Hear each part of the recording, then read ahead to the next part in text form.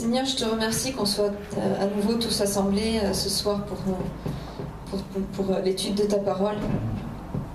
Je veux te prier ce soir que nos cœurs soient vraiment ouverts, et les cœurs aussi de ceux qui regarderont la vidéo sur Internet, leur cœur soit aussi vraiment ouvert.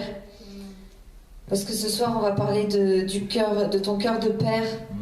Alors je veux particulièrement te prier que s'il y a des gens qui ont du mal avec ça à cause de leur vécu, bien qu'au travers de cette étude, ça puisse venir guérir leur cœur, Père, dans le nom de Jésus.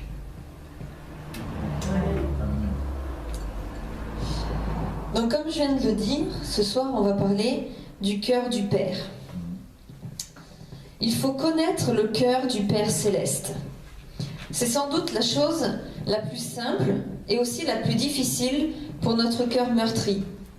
C'est simple, puisqu'il suffit qu'on pose notre tête sur l'épaule de notre Père céleste pour entendre son cœur battre au rythme de son amour pour nous. Mais en même temps, c'est difficile. Lorsque nous n'avons pas eu ce modèle dans nos relations familiales. C'est difficile à cause de notre orgueil et de notre rébellion, qui nous ont fermés à l'amour des autres et surtout à l'amour de Dieu. Nous avons tendance à compliquer les choses simples quand cela nous est difficile d'entrer dedans. Ainsi, nous pouvons justifier de ne pas vivre ce que Dieu désire tant nous donner, c'est-à-dire son cœur de Père. Son cœur de Père se manifeste déjà par son côté paternel. On va voir la paternité de Dieu. Pour ça, on va lire Ésaïe 63, verset 16 et Ésaïe 9, verset 6.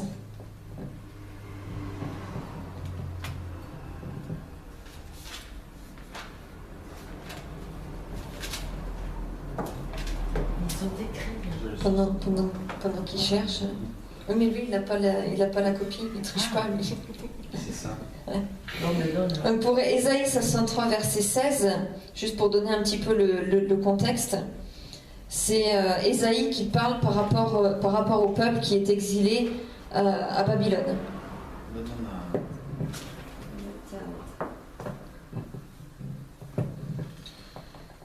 Ésaïe 63, 16.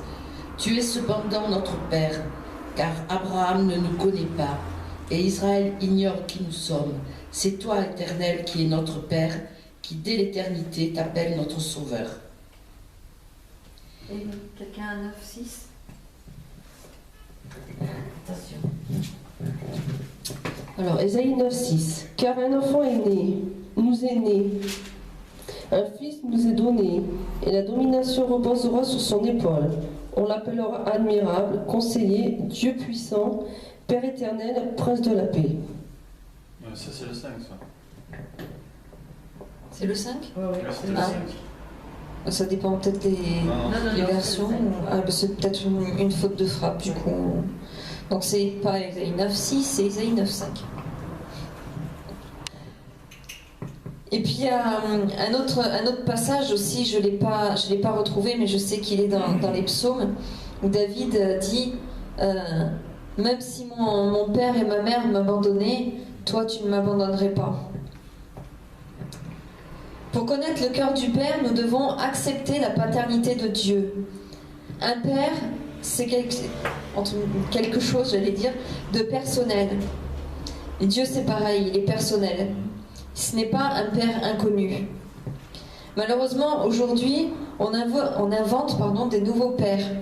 On a les pères géniteurs, les pères éleveurs, les pères nourriciers. Et nous pouvons comprendre qu'au milieu de tout ça, les enfants perdent la notion de ce qu'est vraiment le Père. Mais notre Père céleste, lui, il assume pleinement sa paternité avec ses enfants. Il nous a créés et il nous donne son amour. Il prend soin de nous dans tous nos besoins. Il assure notre formation. Il nous donne un avenir. Il nous a préparé un lieu de repos. Il nous protège et nous console. Il nous relève quand nous tombons, et il nous prendra avec lui dans sa gloire. Ensuite, en tant que papa, il a une certaine autorité aussi. Le Père Céleste a une autorité de droit sur ses enfants, puisqu'il a toute autorité sur sa création. Cette autorité est exercée par Dieu avec grâce et justice. Elle n'est pas là pour nous avilir ou nous écraser. Au contraire, Dieu utilise son autorité pour nous protéger, nous couvrir face à Satan, nous amener à l'épanouissement dans la liberté. Et par son autorité, Dieu définit les valeurs dans lesquelles nous avons à vivre pour croître et devenir des hommes et des femmes accomplis. Quelque chose que je pourrais dire à ce sujet. À ce sujet, d'ailleurs, j'ai eu une pensée aujourd'hui qui m'a été donnée par un livre de Bill Johnson qui s'appelle Quand le ciel envahit la terre. Et ça parle justement de cette autorité de Dieu et de la façon dont nous vivons et en regardant quoi. Son autorité nous protège du diable, comme tu l'as dit. Et si en fait on regarde à faire attention à tout ce qui peut nous tromper, tout ce qui peut nous détourner de Dieu, si on fait attention à toutes ces choses, et dans ce cas-là, le problème, c'est qu'on donne trop d'importance à Satan. On donne trop d'importance à Satan, et du coup, on finit par vivre en ne voyant que lui. Et c'est là qu'on risque de tomber dans des dérives sectaires, de tomber dans des divisions d'églises, etc. Alors que si on ne s'occupe que du fait que l'on vit dans la puissance de Dieu, en étant protégé par sa puissance, en étant protégé par son autorité, en étant dans sa grandeur, si on ne regarde que à lui, dans ce cas-là, au contraire, au lieu de manifester de la crainte et de créer des divisions ou quoi, là, on va manifester son amour, on va manifester sa joie, sa paix, et on va créer du rassemblement. Ou il va peut-être y avoir des gens qui ne vont pas supporter qu'on soit... qu'on veuille avancer et qu'on bouscule leur religiosité. Ça peut arriver aussi. Mais effectivement, il faut pas se préoccuper de l'ennemi. Cherchez d'abord, nous dit la Bible, cherchez d'abord le royaume de Dieu et sa justice. C'est ce qu'on a lu tout à l'heure. Enfin non, on l'a pas lu, mais c'était la suite. C'était le verset 6 d'Ésaïe 9 qui parlait de ça. Donc voilà. Dieu n'impose pas son autorité, contrairement à Satan d'ailleurs. Mais il attend que nous nous y soumettions librement. C'est notre rébellion qui nous pousse à refuser l'autorité. Parfois aussi parce que nous avons subi l'autoritarisme. Il nous faut sortir de la rébellion en apportant à Dieu nos souffrances et nos humiliations. Son autorité sur nos vies nous libérera de nous-mêmes et nous rendra libres. Si quelqu'un peut chercher 1 Corinthiens 15, verset 28.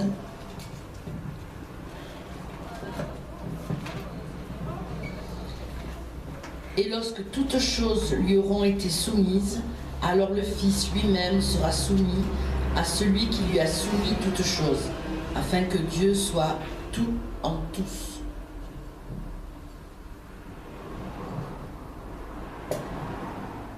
Voilà, donc là on voit que même au sein de la Trinité, il y a question d'autorité. Même le Fils, même Jésus est soumis au Père. À combien plus forte raison, nous, on a besoin de nous y soumettre aussi. T'as d'autres versets justement qui parlent de ça avec le Saint-Esprit?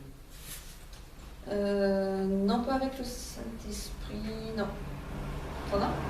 Non, J'ai d'autres versets, mais... Je me rappelle plus de l'endroit où était le verset exactement, mais s'il y en a qui veulent revoir l'étude qu'on avait fait sur la Trinité, ils le retrouveront sans problème, parce que c'est dedans.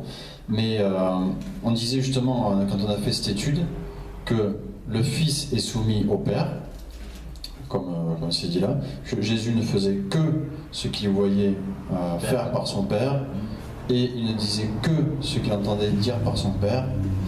Et l'Esprit Saint, nous dit Jésus, nous rappelle tout ce que Jésus a enseigné, et ce qu'il entend et ce qu'il dit ne vient pas de lui, mais vient de Christ. Voilà.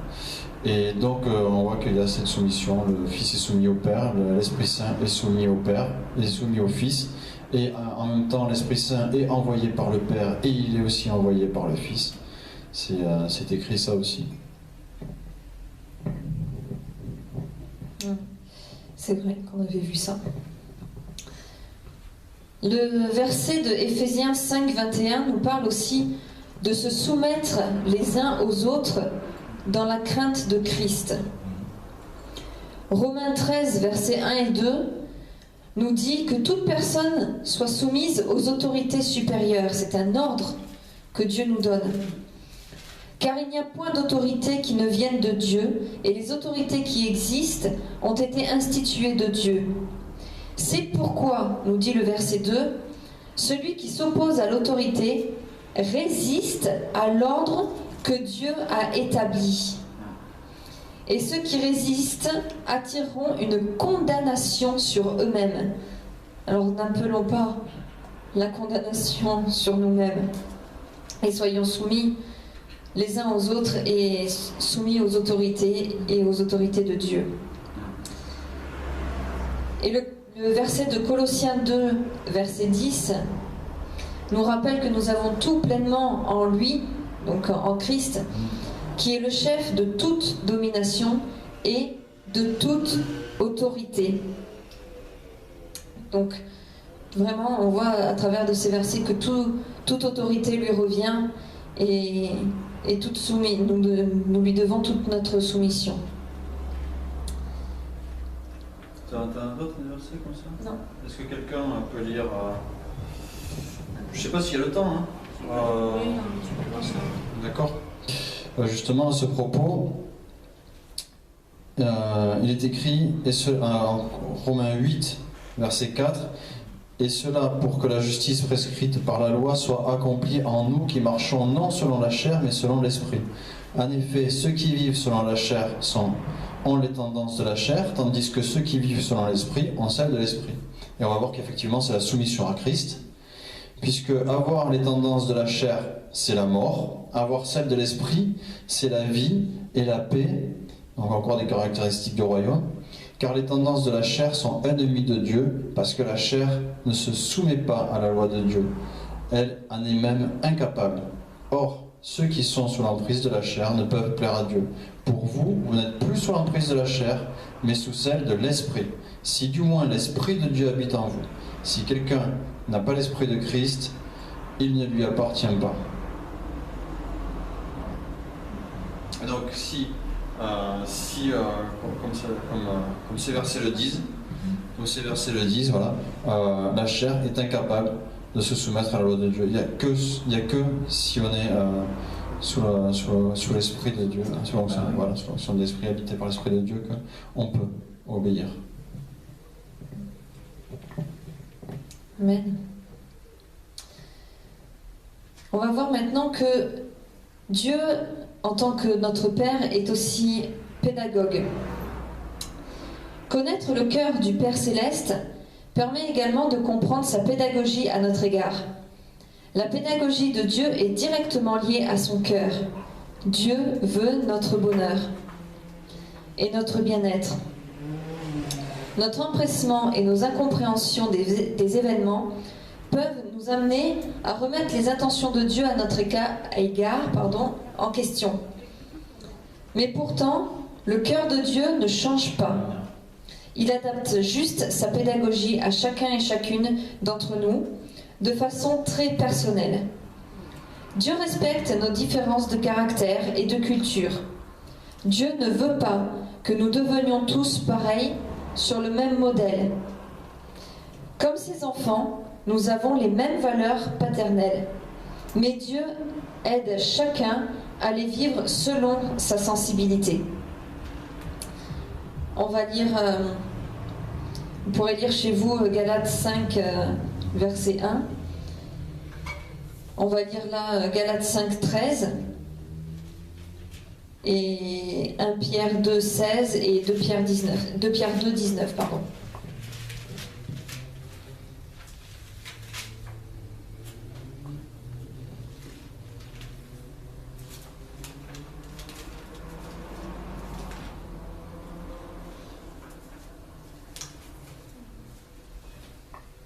La Galates 5, 13.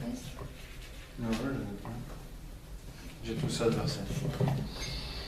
Frères, vous avez été appelés à la liberté. Seulement, ne faites pas de cette liberté un prétexte pour vivre selon la chair, mais par amour, soyez serviteurs les uns des autres.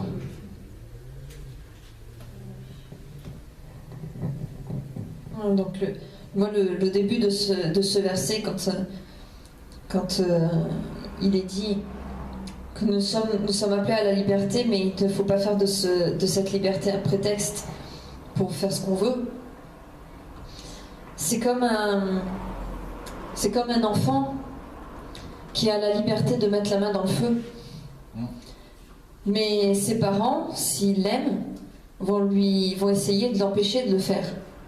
Pas pour être méchant, mais simplement parce que les parents savent très bien que si l'enfant met la main dans le feu, il va se brûler et se faire mal. Mais, par amour, Dieu nous laisse la liberté de quand même mettre la main dans le feu si on a vraiment envie de tester. Mais, faut pas venir pleurer après en disant « tu nous avais pas prévenu », etc. Est-ce que quelqu'un a 1 Pierre 2, 16 ?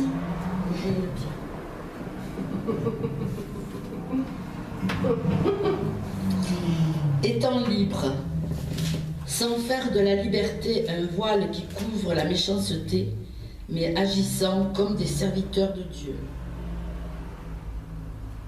Quelqu'un a 2 Pierre 2,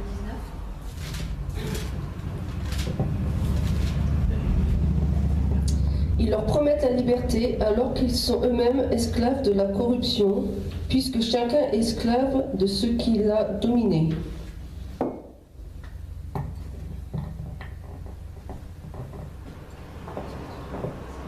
Donc voilà. Personnellement, je préfère être dominée par l'amour de Dieu que par les passions égoïstes. Mais comme tu disais tout à l'heure, David, ça se fait pas par la chair, mais uniquement par l'esprit. Il faut vraiment qu'on soit rempli de l'esprit et qu'on lui demande son aide pour ce genre de choses, parce que tout seul, on ne peut pas y arriver. C'est pas pour ça qu'il faut pas essayer. C'est pas pour ça qu'il ne faut pas essayer. Tout à fait d'accord. Il faut pas dire non plus j'obéirai quand je serai rempli de l'Esprit Saint. Oui. Déjà commencer à essayer de faire des efforts par la foi. Oui. Quand il y a un proverbe dans le monde qui dit aide-toi et le ciel t'aidera. Donc fais le premier pas et Dieu t'aidera à faire ce que toi tu n'arrives pas à faire. On va voir maintenant l'amour de Dieu en tant que papa. Oui, souvent amour c'est traduit par charité. Oh oui, non, mais il faut tant que ça nous Non, mais... Après, il y a des personnes qui vont dire oui, mais le terme charité, c'est pas terrible, il vaut mieux amour, mais c'est en fait parce qu'ils connaissent pas le français. S'ils connaissent vraiment la vraie portée du mot charité, s'ils regardent dans un dictionnaire, ils vont se rendre compte que ah oui, c'est bien charité. C'est à cause de la connotation que charité a maintenant. Ouais. C'est faire la charité, c'est un peu péjoratif. Ouais. Alors que en réalité, c'est pas du tout ça. Donc l'amour de Dieu en tant que papa. Accepter de laisser Dieu t'aimer comme un père, c'est la clé pour connaître son cœur. Cet amour va nourrir ton âme et libérer ton cœur. Cet amour va être ta force pour libérer. Cet amour ne s'achète pas et ne se vend pas. Il ne supporte ni tricherie, ni hypocrisie, ni chantage. L'apôtre Paul nous fait une belle définition de ce qu'est l'amour, sous l'inspiration du Saint-Esprit, bien sûr, dans 1 Corinthiens 13, Chez vous, vous pourrez lire tout le chapitre d'un Corinthiens 13 qui est absolument magnifique concernant l'amour de Dieu et l'amour d'une façon générale. Et là, on va lire des versets 4 à 8. Qui c'est qui veut lire? Bon,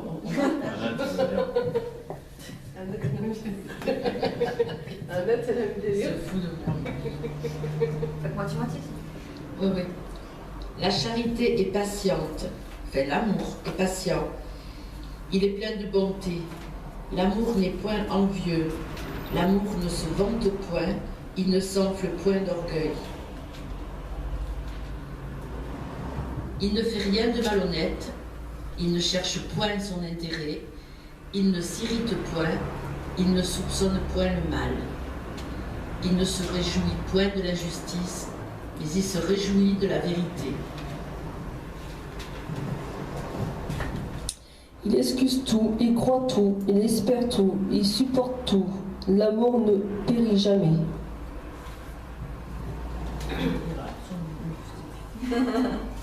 C'est pitié.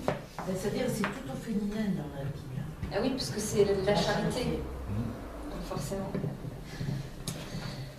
Cet amour te donne le droit de te tromper sans pour autant te juger, parce qu'il te relève. Cet amour te donne le droit d'être fragile, car il te fortifie. Cet amour te donne le droit d'avoir mal, car il te console et te restaure. Et quand tu es dans cet amour, tu connais le cœur du Père. Alors ce soir, reçois-le dans le nom de Jésus. Amen. Je vais finir en vous posant quelques petites questions. Est-ce que vous avez déjà expérimenté l'amour du Père? Oui, mais là, tout de suite. Moi, je vais donner quelque chose. En fait, expérimenter l'amour du Père, ça peut être une expérience personnelle qu'on va recevoir, comme Jean-Mi qui a reçu l'amour du Père en lui, il a vraiment fondu en larmes quand il a eu cette sensation que Dieu l'aimait. Ça peut m'arriver à des moments aussi. Et l'amour du Père, c'est pas uniquement ressentir que Dieu nous aime. C'est pas uniquement ça. Si l'Esprit de Dieu habite vraiment en nous, l'amour du Père, il se manifeste aussi à travers nous envers les autres. Ça, par exemple, je l'ai ressenti cet après-midi quand j'ai un client qui est venu, il m'a dit que sa fille était malade, et dans le cadre du travail, je ne peux pas me le permettre, mais j'avais vraiment envie de pleurer et de prier pour eux. Je l'ai fait après, et je prie le Seigneur pour qu'il me permette de les rencontrer à nouveau à l'extérieur. Mais il y a quelque chose vraiment d'important, c'est que, ok, vous pouvez recevoir l'amour du Père comme ça, chez vous. Vous pouvez prier après cette vidéo, demander Seigneur, si vraiment tu existes, si vraiment tu m'aimes comme ils le disent, et ben, permets-moi de le vivre, parce qu'ils en ont l'air tellement sûrs. Ben, vous allez le recevoir en vous, vous allez ressentir effectivement que Dieu vous aime, c'est sûr, il va honorer votre prière. En revanche, il y a une chose, c'est que derrière, moi je vous encourage à rejoindre une église. Alors une église catholique, une église protestante, une église baptiste, une église... Je m'en fous, mais je m'en contrefous. L'important, c'est de rejoindre une église. C'est vraiment une chose importante. Parce que l'église, c'est là où vous allez pouvoir vivre l'amour de Dieu. C'est là où vous allez pouvoir vraiment l'expérimenter. Des frères et des sœurs qui s'aiment. Moi, c'est ce que j'ai rencontré quand je suis entré dans cette église. C'est un amour que j'ai jamais vécu ailleurs. Jamais j'ai rencontré un endroit ou un lieu ou un club de sport ou quoi. Vous avez beau aller dans tous les clubs de sport que vous voudrez, vous rencontrerez jamais un amour tel qu'il y a entre les frères et les sœurs qui sont vraiment une famille les uns pour les autres. Et ce que je veux dire, c'est que vous pouvez dire, ok, moi je fais partie de l'église universelle, je fais partie du corps de Christ, j'ai pas besoin d'aller dans une église. Mais vous vous mentez à vous-même, c'est Satan qui vous ment. Attention, regardez bien dans la Bible ce qui est écrit à ce sujet. Jésus, il a dit à Pierre Tu es la pierre sur laquelle je bâtirai mon église. Il y a une autre référence, je ne donne pas celle-là, je ne donne pas l'autre. Vous chercherez dans les évangiles. Oui. Mais c'est certain, vous pouvez même taper sur Google, vous allez trouver. L'autre parole qu'il a dit à ce sujet-là, c'est si quelqu'un pêche, si ton frère pêche, alors va lui parler. S'il t'écoute pas, amène quelqu'un d'autre. S'il vous écoute pas, amène-le à l'église. Vous croyez que quand il dit ça, il lui dit va faire le tour du monde, les États-Unis, les Indes, le Japon, la Chine, pour aller le présenter devant l'église universelle. L'église universelle, c'est aussi les gens qui sont morts et qui croyaient à Dieu. Vous croyez qu'il demande de le présenter aux morts? Non, il parle de l'église locale, c'est évident. Paul, quand il écrit à l'église de Rome, il dit aux frères de l'église de Rome, aux frères de l'église qui sont dans telle maison, Dieu a voulu l'église locale. Et il vous veut dans une église locale. Il ne vous veut pas chez vous. Chez vous, vous ne pouvez pas expérimenter la plénitude de la parole de Dieu. Alors je prie pour que vous ayez conscience de cela et que vous expérimentiez cette merveille. Amen. Amen. Oui, c'est surtout la paix et la sérénité que l'on ressent aussi. Ah oui. Quand, dans la paix et la sérénité dans la vie de tous les jours. Quand tu as une voiture qui te coupe la route, quand tu as... Moi aussi, ça fait partie. Par exemple, ben, tu n'as plus envie de crier en fait. Ouais. C'est... Voilà. Sois béni. Je vais dire, sois béni, allez. C'est pas faux. Puis pour moi, l'amour du père, un enfant dans le monde physique, il peut expérimenter aussi l'amour de son père quand il fait une bêtise et que son père le reprend. Et nous, avec Dieu, c'est la même chose. Quand des fois on peut, entre guillemets, se sentir puni par Dieu et se dire ouais ben voilà, je le savais, il m'aime pas. Mais non, c'est faux. Justement, si le père, il y a un verset aussi comme ça, il y a un verset comme ça qui est dans la Bible qui dit justement si vous avez part à la réprimande, c'est que vous êtes des enfants légitimes. Donc des enfants que le père aime, parce que sinon il n'en aurait rien à faire et il vous laisserait faire vos bêtises sans jamais vous punir et de toute façon fais ce que tu veux, je m'en fiche. Donc ça aussi, ça peut être une façon d'expérimenter l'amour du père.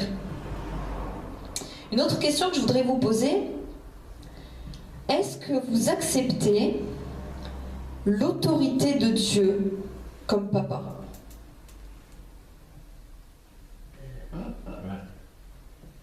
Ça, c'est question piège. C'est pas toujours évident. Ça dépend des jours. Nous y efforçons. Nous y efforçons. Il y a des jours où on renacle un peu quand même. Hein. Et comment... Le problème, c'est que si on refuse... Non, pas refuser, renacler. Oui. Mais des fois, on se trouve des bonnes raisons pour refuser. On bougonne. Par exemple, tu peux dire, on peut dire, je peux pas. Il dit quoi? Il dit, allez par le monde, chasser les disciples. Prêcher la parole, prêcher la parole, aller par les nations, prêcher-leur la parole, enseignez-leur tout ce que je vous ai dit, chasser les démons, guérissez les malades, etc. Mais on peut dire, oh mais non, moi je ne suis pas assez parfait. Moi je ne manifeste pas encore assez le caractère de Christ. Moi je ne suis pas appelé à ça. J'obéirai quand j'aurai reçu l'appel. J'obéirai à cette parole quand je serai assez parfait. Mais on est qui pour déterminer le moment auquel on va obéir à Dieu? Et si on réagit comme ça, eh bien on va simplement se priver de tout ce que Dieu veut nous apporter, veut nous faire vivre dans notre vie. Toutes les merveilles qu'il veut nous amener à voir, eh bien on va s'en priver. Et le pire, c'est qu'on va en priver les autres, on va en priver l'Église, ça va être une catastrophe. Ça l'est déjà. Donc il faut accepter l'autorité de Dieu comme papa. Tout le temps. Même si c'est pas toujours facile, des fois, comme tu disais, des fois... On finit quand même par l'accepter. Ouais. Même une maman. Oui. Même si tu... Regardez l'exemple de Oui, de Jonas aussi. C'est pas lui que j'avais en tête, mais oui, ça marche aussi. Va à Ninive. Non, je veux pas. Va à Ninive. Non, je veux pas. Va à Ninive. Bon, ok, je pars. Mais de l'autre côté. Bon, bah, ok. Gros poisson. Poisson. Poisson, petit. Non, celui que j'avais en tête, c'est Moïse. Va parler à Pharaon. Ah oui, mais je peux pas, je sais pas parler. C'est pas grave, j'enverrai ton frère avec toi. Ah oui, mais... non, mais c'est pas grave, je ferai. Oui, mais s'ils m'écoutent pas, t'inquiète pas, je ferai les miracles. Oui, mais si malgré tout, ils veulent pas. Bon, tu vas y aller, oui ou non? Bon, bah, y aller. Et je me souviens, plusieurs pasteurs racontent souvent ce genre d'histoire où à un moment donné, ils reçoivent très fortement qu'il faut absolument qu'ils fassent quelque chose. Et ah oui, mais non. Si, tu vas le faire. Non, je vais pas le faire. Si, tu vas le faire. Non, je vais pas le faire. Si, tu vas le faire. Non, je vais pas le faire. Et celui qui gagne toujours à la fin, c'est Dieu. Si, tu vas le faire. Ok, je le fais. On a le droit de discuter avec Dieu. On a le droit. Mais c'est toujours lui qui gagne à la fin. Comment se manifeste cette autorité dans nos vies? Et y a-t-il des domaines où on n'accepte pas cette autorité? Parce que si c'est le cas, et c'est comme quand on fait le ménage à la maison. On nettoie tout, on nettoie sous les meubles, on nettoie sur les meubles, on nettoie le côté des meubles. Oui, mais des fois on ne nettoie pas l'intérieur du meuble. Et des fois, Dieu nous dit, je peux visiter ton salon? Ouais, vas-y, c'est pas grave. Je peux visiter ta cuisine? Ouais, vas-y, c'est là-bas. Je peux visiter ta cave? Ah non. Ah non, pas la cave. Ah non. C'est là que j'ai mis tout le bazar que je voulais pas que tu vois. Alors non, on n'y va pas. Si on a une cave dans nos vies, il faut ouvrir les portes et laisser Dieu y rentrer. Parce qu'il n'y a aucun domaine de nos vies où Dieu ne veut pas être. Quelqu'un veut prier pour finir? Jean-Baptiste. Des volontaires désignés d'office.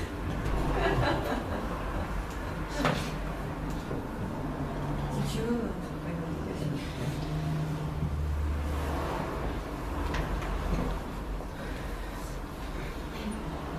Seigneur, je te loue, Seigneur, pour cette vidéo, Seigneur. Cette parole qui était dite, Seigneur. Que tu vois, Seigneur, que tu sois avec ces personnes, Seigneur, qui vont écouter cette vidéo, Seigneur. Que, tu vois, Seigneur, qu'ils comprennent cette parole qui a été dite ce soir, Seigneur. Au nom de Jésus, Amen.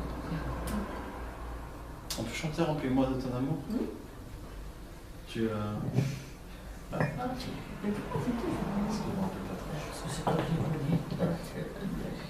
Remplis-moi de ton amour.